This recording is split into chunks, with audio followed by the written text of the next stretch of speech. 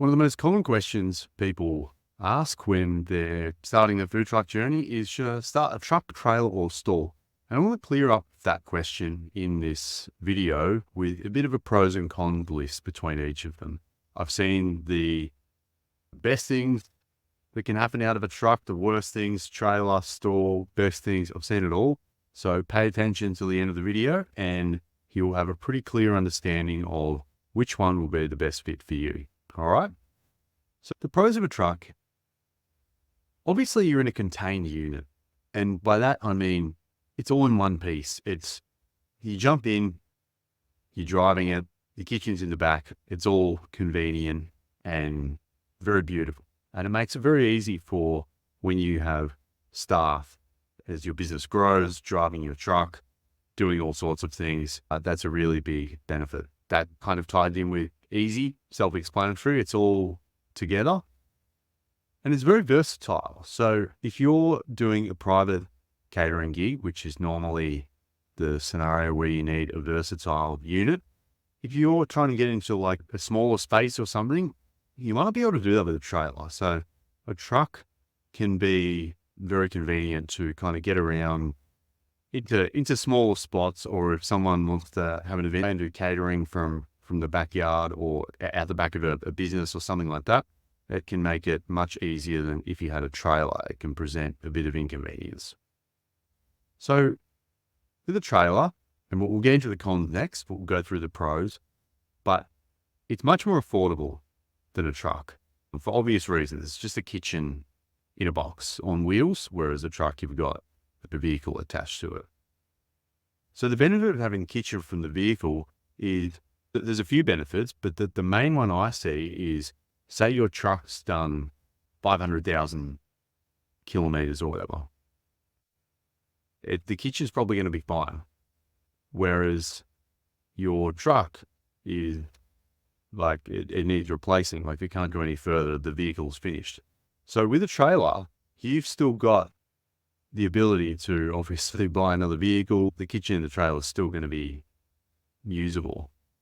And this means it's not depreciating anywhere near as fast as the truck. So the idea is the value of your trailer, it's going to hold pretty strong as opposed to the truck. If you buy a truck, it depreciates like a car, right? Whereas a trailer, if you buy a trailer secondhand and you put 100,000 kilometers on it, and you change the tires and you keep it pretty clean and everything, it's going to hold a similar value. So that's the main benefit from having the kitchen separate from the vehicle. We'll go into another one later about the con of the truck, but that's the main one there. Larger kitchen. So of course you can have a large kitchen in a truck as well, but if you've got, say, the same size or similar playing field of cost for a truck and a trailer, you're going to be able to get a much larger kitchen inside of the trailer. Now, if you opt to have a really large kitchen in a truck, and don't get me wrong, these exist, they are super expensive. Like, we're talking like $400,000 or $500,000 for what might cost you $70,000 or $80,000 inside a trailer. And the reason is, it's just so much bigger. It requires a massive vehicle, an actual truck, to be able to tow this thing. You often see like shipping container trucks. The scenarios I find those massive trucks exist is when the owner actually has some kind of vehicle truck building experience. They've got connections in that industry to be able to offset the cost a little bit. Meaning, if you want to go down that path, a massive kitchen to be able to cater enormous events, trailer is probably the way to go if you don't have some kind of technical experience in that field. All right. And then lastly, for the pros, the store is obviously, and this is how I started, so much cheaper. You can get started for between $5,000 and $10,000 quite generously. So if you're starting from square one and you don't have the money to get started, a lot of people think there's limitations with a store. And there are limitations. We'll go through it. But I would highly recommend, if you don't have much money to get started, down here. Obviously, you can finance these options, but if you don't like the idea of financing, you can't get finance or whatever, it's an amazing option to go down the store route. I was making amazing money within 6 months of starting my business. And we'll go into the other pros. I really recommend it. It's very adaptable. So that means you can change stuff really affordably.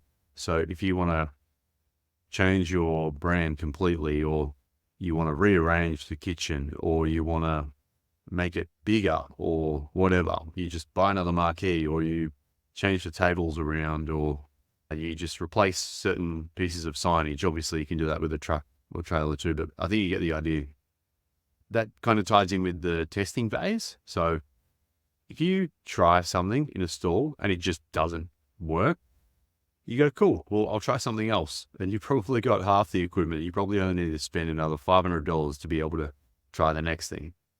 If you try something in a trailer or a truck and you've built out your kitchen 100% sure that this is the thing, this is going to work, and it doesn't work, you're probably going to incur a lot of costs to try and change it, or even worse, you're just not going to change it because you have spent all your money, or you can't bear to lose that money you've spent, and you just keep trying to make something work that is probably never going to work.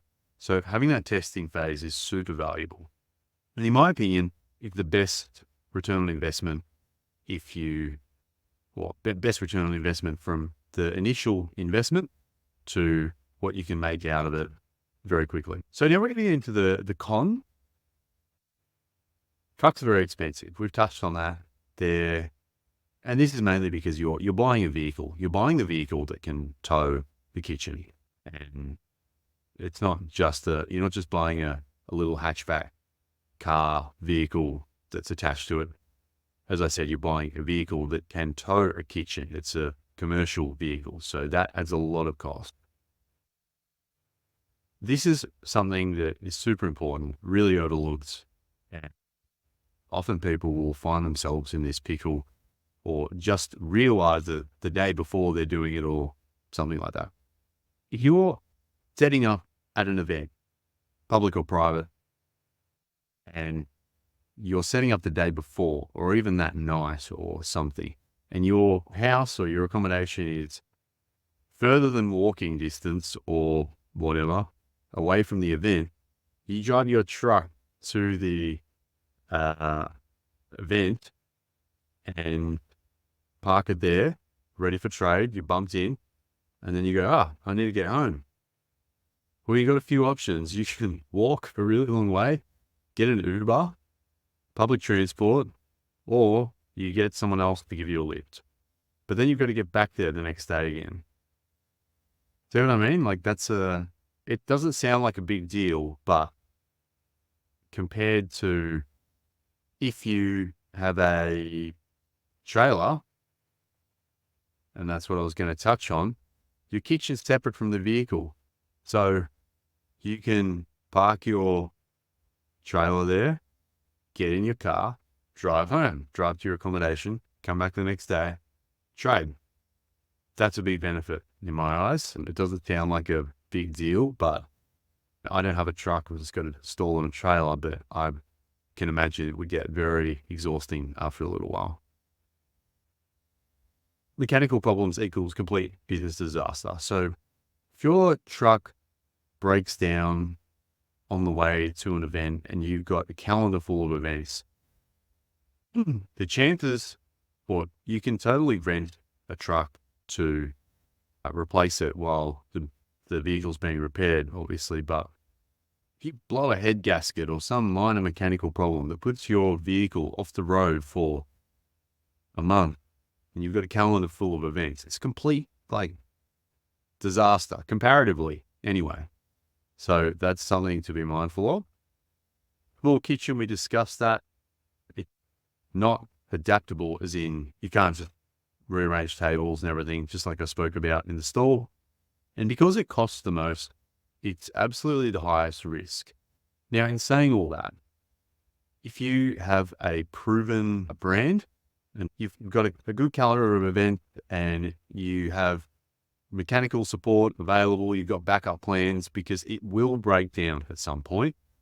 It's a fantastic way to scale your business with a truck because, like I said, it's easy for staff to run your business for you. You send them to an event, they come home, there's no messing about, there's no extra moving parts or things that can go wrong. But it is the highest risk, so I would highly recommend not going with a truck as your first investment. Obviously, the downside with having a kitchen separate to your vehicle is you need another vehicle that can tow it. That's a downside. You need to tow. So if you're someone that's not good at towing or reversing or that sort of thing, you either need to learn or you need to learn or you need to account for it, basically. You need to attach and reattach a trailer. That's just something that's going to have to be done constantly. So just be okay with that, basically. And it's something to account for as well. When you've got staff working for you, you're planning to scale your business, they're going to have to do that over and over and over. So having people with that sort of skill set, you want to have a few strong people that are physically capable and able to, just push it a bit further if it's not quite on the trailer or just that kind of thing. Okay, so set up and pack up. This is really annoying. Don't get me wrong. It's really annoying. And all these cons for a stall are going to come with the fact that it's been very cheap to set up. So by you getting into this business for very, very cheap, $5,000, cost me about $3,000. So 5 to 10 is very generous. Set up and pack up it's annoying, but I think it's not the end of the world at all. If you can have that adaptability and testing phase and be able to rearrange things that you're probably going to be wanting to rearrange stuff in these other two, then it's not that big a deal. There's things you can do to optimize your setup and pack up by amazing orders of magnitude. Like if you have everyone in their right roles, disassembling and assembling and cleaning at the right times, and everyone has their role, it's pretty amazing how quickly you can go from having a temporary kitchen set up to it being packed in a van and you're on the road. Undercover storage is required. So obviously you need someone to put all your equipment undercover as opposed to a trailer or a truck. It's not. You don't need to put it undercover. You just park it somewhere. So you need to pay for storage or put it in your garage or something like that. You need a van or a trailer to transport your equipment. If it's a really small stall, you should be able to fit it in your car or a station wagon or something like that. But that's very early days. You don't want to be relying on that long term. You do need a trailer, large ute, or a van. I've got a giant long wheelbase van to be able to transport equipment to and from events. If you're doing large events, we just rent a truck now and we pack multiple stalls into that truck, and that isn't as expensive as you would think. Hard work, goes without saying. Inappropriate for some events, and by that I mean private events. It's hard to market your event. It's hard to market your market stall for private events. To be able to say we're going to cater your wedding is totally doable. People do it. I've never done that from a stall. It's, in my opinion, difficult to come across professional from a stall to be able to do that at scale and really grow a sustainable business. The other thing is some public events actually won't accept stalls. And lastly is the low resale value. People just don't want to pay as much for a food stall business as they do for a truck or trailer business. Say you're making $500,000 a year profit from either of them. Which one do you think is going to attract a higher valuation, even if they've all got the same value of equipment in there? Definitely going to be the truck business. It just looks easy to operate, smooth. That's it. All right, guys. So I hope that was helpful. Hope that cleared up some questions. I know that's a lot of information, but basically, these are all the things you want to look for when you're juggling which one should I start, truck, trailer, or stall. It's a lot of information, but I would advise just say you've got your heart set on one of them, or you've got a certain price window you're thinking. That's kind of your limitation, how much you're willing to spend. And I personally would start down this end. If you've got a bit more to spend, get a trailer. If you have that, if you can tow and you're kind of handy like that, go for this option. If you really don't have much money at all to spend and you think that the stall is just not a very smart idea and you should wait and save to get a trailer, I would highly recommend to throw that idea away and get started with the stall. They're a great business to run and will likely help me save up to get a trailer. Anyway, guys, hope you enjoyed. Take care. I'll see you next time. Bye-bye.